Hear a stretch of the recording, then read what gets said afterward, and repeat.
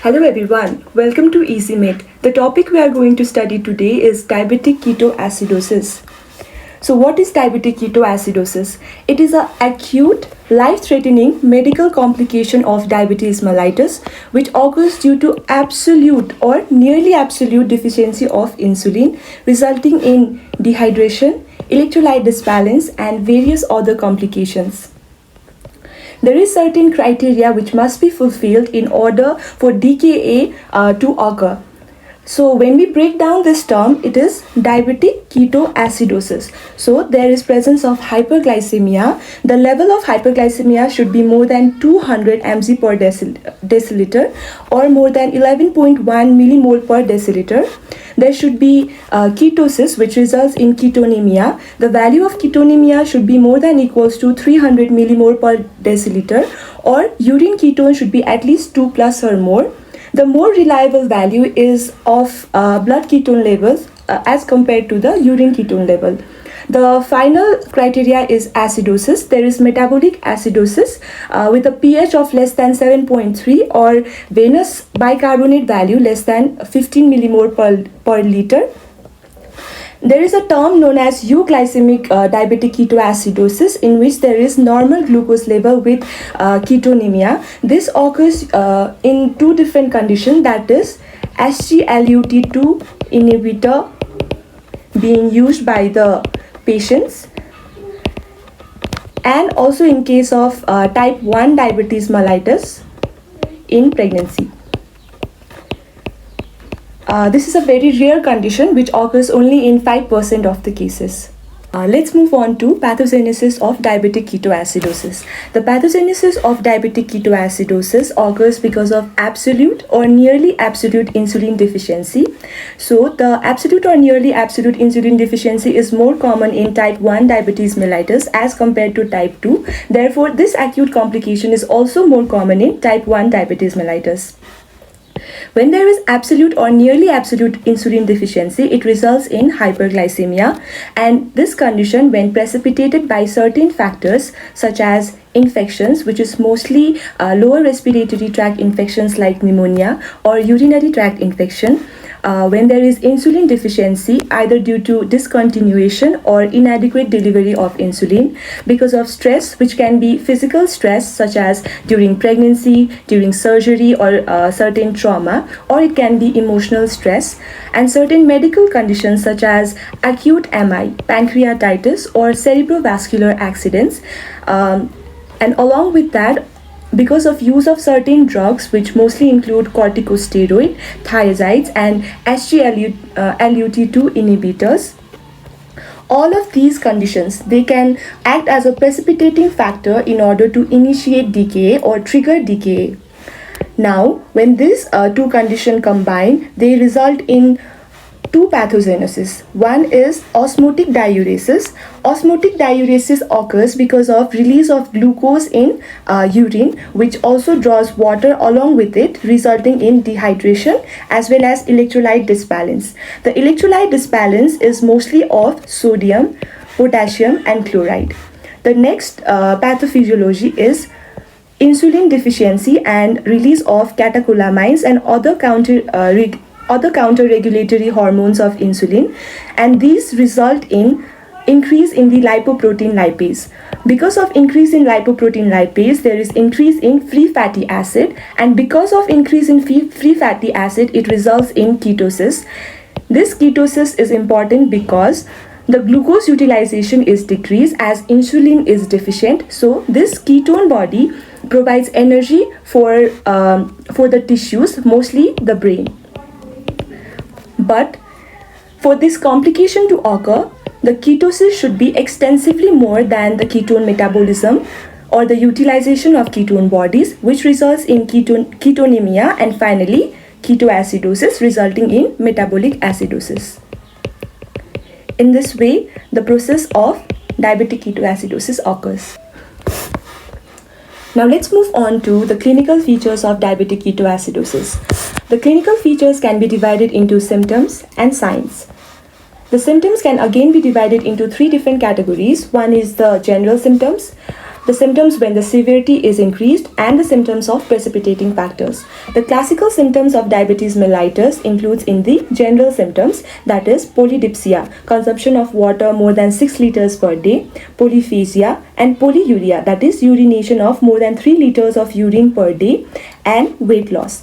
The polyphagia is not a measurable condition. Therefore, it is not included in the 3 classical symptoms of diabetes mellitus. So in the classical symptoms, we only include polydipsia, polyuria, and weight loss. The other common symptoms of diabetic ketoacidosis is nausea, vomiting, abdominal pain, dizziness, as well as drowsiness.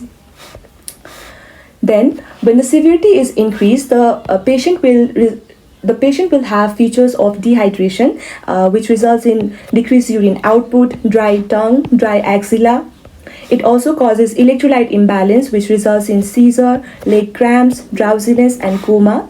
There can be also certain respiratory changes, such as Kussmaul's breathing, which is a labored and deep breathing process, which occurs in order to compensate the process of acidosis through hyperventilation and release of carbon dioxide into the air. Another feature is there can be acetone breath, that is the breath of the patient can smell like nail polish, or it can also be regarded as a fruity smell. Another feature is certain CNS symptoms such as confusion, dizziness, and drowsiness. We also have to be vigilant regarding the precipitating factor. The precipitating factors includes infections such as pneumonia or UTI. So we have to look out for the features of these conditions. Any kind of skin condition like ulcerations or cellulitis, any history of previous surgery, trauma, pregnancy, and also regarding previous history of MI attack, cerebrovascular accidents, or acute pancreatitis. Now moving on to the signs of diabetic ketoacidosis. The signs include on general examination we can find that the patient has acetone breath. Then on vitals we can find that there is features of dehydration such as tachycardia, or there can be hypotension, and in respiration the patient can have Kussmaul breathing, which can also be described as air hunger, and the patient would rather have hypothermia. Hypothermia occurs because of vasodilation, which occurs in response to acidosis in order to provide proper tissue perfusion. Then finally, for the signs of dehydration, we can have sunken eyes, increase in thirst, or the patient cannot drink at all when the dehydration is quite severe, and there can be decrease in the skin turgor, and the CNS state is either the patient can be irritable, or if the patient is more severely dehydrated, then they can be lethargic, as well as there can be loss of consciousness. Now the next topic is regarding the investigations that we must do for diabetic ketoacidosis. So in order to diagnose a case of diabetic ketoacidosis, we must be able to fulfill the criteria. So therefore we must send random blood sugar and blood ketone level and also urine ketone level, but as I said earlier, the blood ketone level is more reliable as compared to the urine ketone level. We also have to send arterial blood gas in order to look for the pH, and also we have to send the venous bicarbonate level. This is done in order to diagnose the condition of diabetic ketoacidosis. Now, other investigation should be done in order to find the cause or the precipitating or trigger factor for diabetic ketoacidosis. So we must send an infection panel in which we would send for complete blood count, acute phase reactants or inflammatory markers, and urine RME for UTI. We can also send for chest x-ray in order to rule out pneumonia, and also ECG can be done in order to rule out MI and electrolyte disbalance. Then for ruling out the complications, we must do renal function test in order to rule out AKI, and also check for the electrolyte disbalance. The indicators of severe diabetic ketoacidosis is given in the following table. The diabetic ketoacidosis is said to be severe when the blood ketone level is more than 6 millimole per liter, bicarbonate is less than 5 millimole per liter, and venous arterial pH is less than 7. There may also be features of persistent hypotension or oliguria, hypokalemia less than 3.5 millimole per liter, GCS is less than 12, oxygen saturation is less than 92%, and 92%, and systolic blood pressure is less than 90 millimeter of mercury. The heart rate is either there is tachycardia or bradycardia, and the anion gap is more than 16 millimole per liter. Now moving on to the most important part of this topic, that is management of diabetic ketoacidosis. For the management of diabetic ketoacidosis, we have certain aims or certain goals. That is, we have to manage the dehydration, we have to manage the electrolyte disbalance, and we have to decrease the glucose level and decrease the process of ketosis. These can be attained through IV fluid, through insulin, and by potassium replacement. We have to monitor certain things. That is, we have to monitor the cardiac activity, oxygen saturation, glasgow-coma scale, and urine output. The oxygen saturation should be monitored because there can be certain complications such as acute respiratory distress syndrome or pulmonary edema. There can be cerebral edema, therefore the GCS must be checked properly, and there can be acute kidney injury because of dehydration, so we must have to monitor the urine output timely.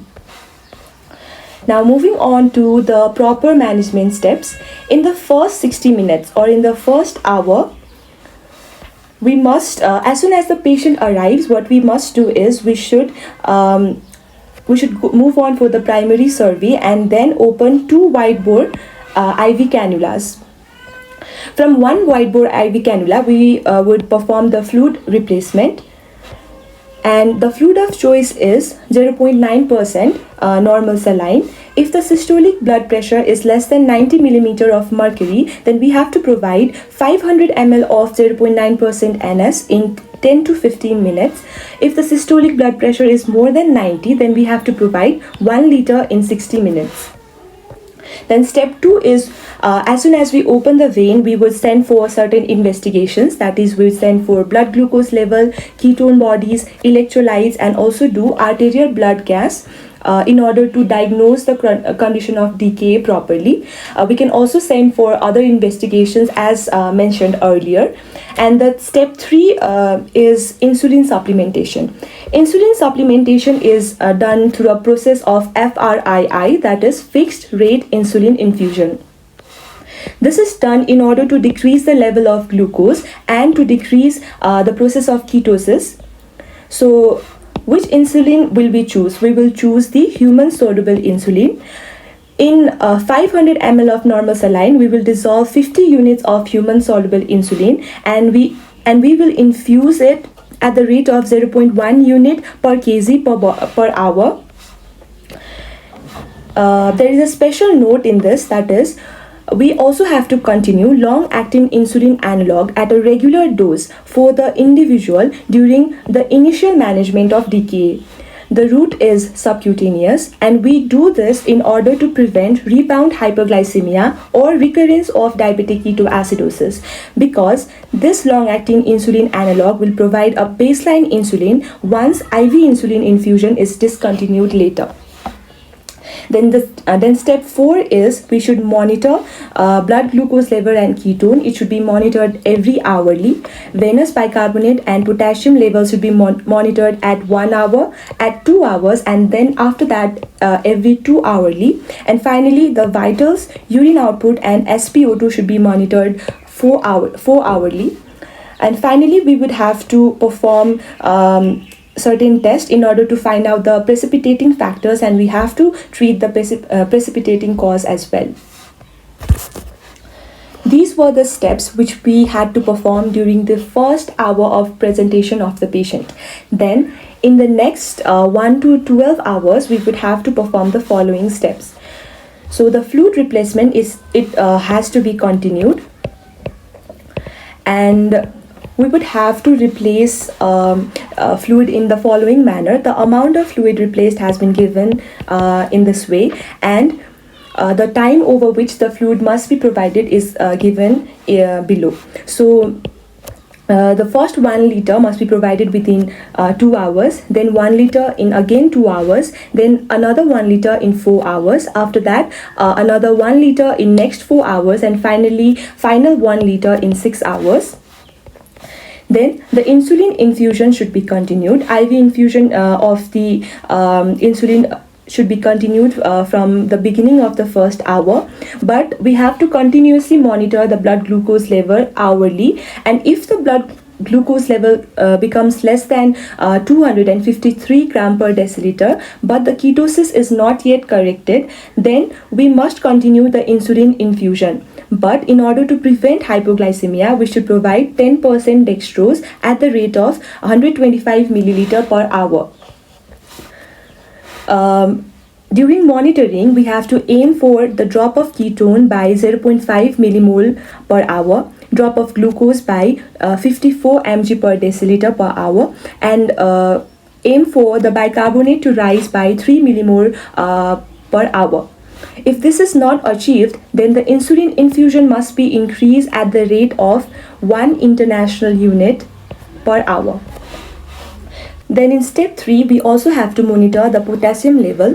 The potassium level should be measured, and if it is more than 5.5 millimole per liter, then we don't have to add potassium chloride. But if the level is normal, that is 3.5 to 5.5, we have to add 40 millimole per liter of potassium chloride in order to prevent future hypokalemia, which can occur because of insulin infusion. And if the potassium level is less than 3.5, then we would have to call our senior for help, because rapid potassium infusion is needed, which should be done only in ICU or HDU. Then after that, in 12 to 24 hours, next 12 to 24 hours, the ketosis and acidosis should be resolved. We can say that the ketosis or the acidosis is resolved when the ketone level is less than equals to 0.6 millimole per liter, venous bicarbonate level is more than 15 millimole per liter, and venous pH is more than 7.3. When this is resolved and the patient is able to eat and drink, then subcutaneous insulin can be reinitiated. But we must consult the diabetes team before this. If we are giving short-acting insulin, then IV insulin infusion must be continued for 30 minutes. So finally, for certain additional points of management, we should be able to monitor cardiac activity regularly through ECG.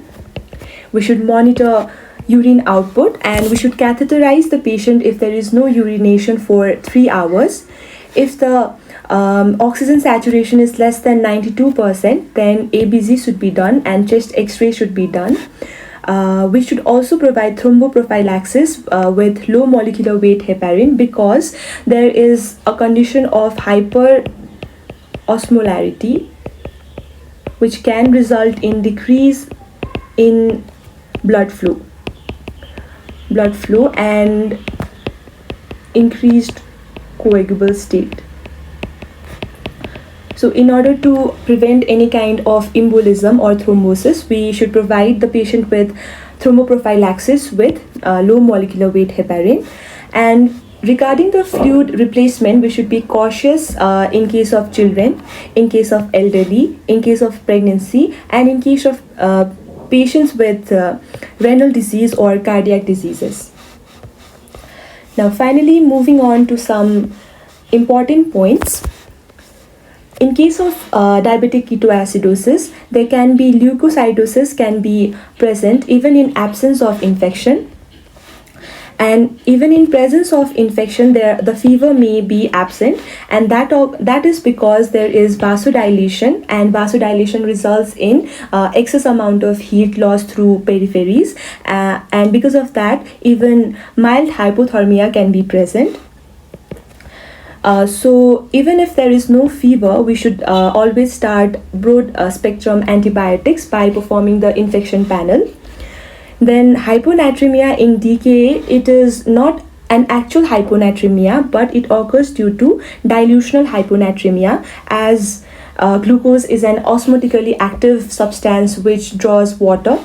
So we should always calculate corrected plasma sodium value in order to properly monitor the level of sodium, which is measured as the formula given here.